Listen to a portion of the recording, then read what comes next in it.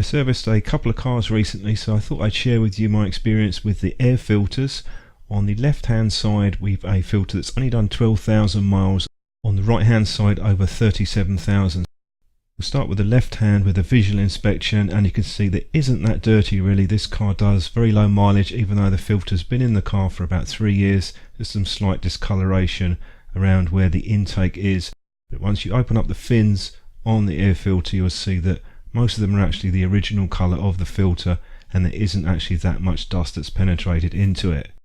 If we move over to the other filter on the right hand side, this one is much dirtier, and that's really to be expected considering the mileage that it's done. Been in the car for about nearly 3 years, just under, and this one is definitely due for a change.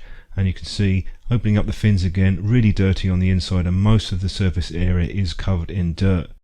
The obvious question is, why am I showing you this? If you have a car and you don't know the service history, and sometimes you only get a partial service history, just do a visual inspection on the filter and you'll be able to see whether or not it needs changing.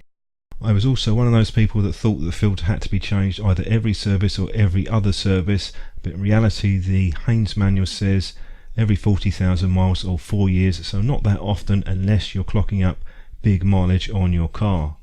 So if you're not sure if the filter's been changed, do a visual inspection as I've shown you, and you'll be able to see whether it's worth using again. The one on the left, that one can be refitted. Hopefully that's useful to you, and thanks very much for watching.